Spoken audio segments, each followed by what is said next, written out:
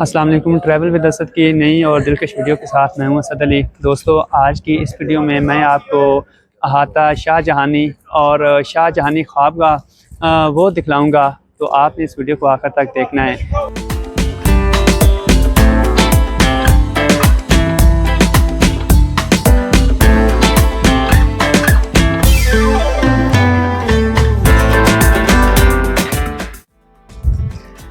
ये है जी अहाता शाहजहानी।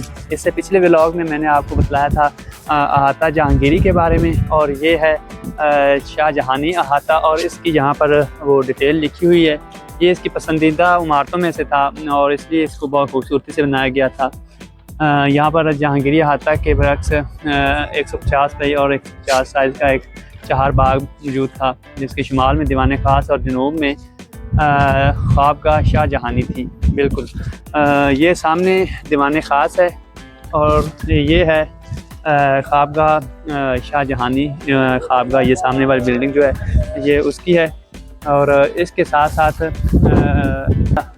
इसके मशरक़ की जानब जो है वो अहाता जहांगीरी है, और साथ जनूब में जो है वो, जबकि मगरब की सिमत में लाल बुर्ज का कुछ हिस्सा है। ये अहाता जन्नत नज़ीर बाग की सूरत में मौजूद था। ये सामने की जो बिल्डिंग है ये लाल बुर्ज है, बल्कि वो जो सामने बिल्डिंग नज़र आ रही है उसको काला बुर्ज भी कहते हैं। इसका कुछ हिस्सा अभी यहाँ पर मौजूद है और कुछ हिस्सा इसका जो मुनद्दम हो गया है उसका भी, काले बुर्ज का भी यही सूरत हाल है। और ये दीवान ख़ास है, और दीवान ख़ास के सामने ये अहाता शाहजहानी है, और ये साथ इसकी बिल्डिंग है वो शाहजहानी ख्वाबगाह।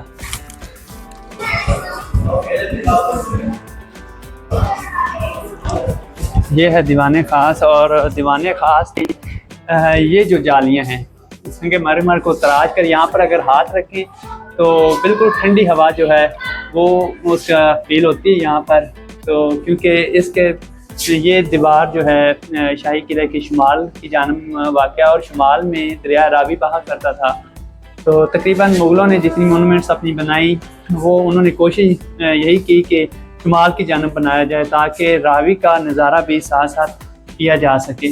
तो ये सारा संगे मरमर लगा हुआ है साथ, और इसके अलावा ये है दीवान ख़ास, तो जहाँ पर ख़ास लोगों की महफिल हुआ करती थी। यहाँ पर वो जितने भी बाज़ारी, जितने भी दरबारी सल्तनत के जो अमूर थे उनको, सल्तनत के जितने भी अमूर थे वो यहाँ पर डिस्कस किए करते थे। और यहाँ पर 3 तरह की जो टाइल्स हैं उनका यूज़ किया गया है। यहाँ पर ये 3 तरह की इनके फर्श में टाइल्स का यूज़ किया गया है, और ये है इसके मिड में एक फुआरा, और यहाँ पर भी ये कीमती पत्थर जो हैं वो निकाल लिए गए हैं। तो ये जो फुआरा था इसको ग्रेविटी सिस्टम के ज़रिए चलाया जाता था, क्योंकि उस ज़माने में पंप या मोटर वगैरह तो नहीं होते थे, तो इसीलिए फिर ग्रेविटी सिस्टम का यूज़ करते हुए इन फुआरों को चलाया जाता था, जो यहाँ की खूबसूरती में 4 चांद लगा देता था। और ये आगे सामने जो है ये आता है जी, ये देखिए, ये शाहजहानी ख्वाबगाह है। इसके सामने भी यहाँ पर एक फाउंटेन बना हुआ है, इसको भी ग्रेविटी सिस्टम के ज़रिए चलाया जाता था। तो अंदर चल के आपको शाहजहानी जो ख्वाबगाह है उसका विज़िट करवाते हैं। तो ये देखें जी, ये कमरे बने हुए हैं शाहजहानी ख्वाबगाह के, और इसके साथ साथ यहाँ पर भी देखें एक बनी हुई है राहदारी छोटी सी। तो साथ यहाँ पर भी ये देखें, ये सारा आगे शाहजहानी ख्वाबगाह के साथ बिल्कुल मशरक़ की जानब हाल है, और ये कमरे से जो शाहजहाँ यूज़ करता था सोने के लिए। और यहाँ पर भी शीशे का जो काम था यहाँ पर देखें अभी भी कुछ यहाँ पर बाकी है। तो बहुत ही इसको डेकोरेट किया गया था, बहुत अच्छा बनाया गया था। तो यहाँ पर भी ये देखें, ये सामने सारे वो शीशे लगे हुए हैं, बिल्कुल ये देखें, ये देखें जी, यहाँ पर शाहजहानी ख्वाबगाह। और जितनी भी यहाँ पर जितनी मोनूमेंट्स हैं उनके यहाँ पर भी वो ख्वाबगाह है या मेहमान खाने हैं, तो उनके नीचे सुरंगें थी। तो यहाँ पर भी देखें ये सुरंग है, ये देखें जी, ये सुरंग है।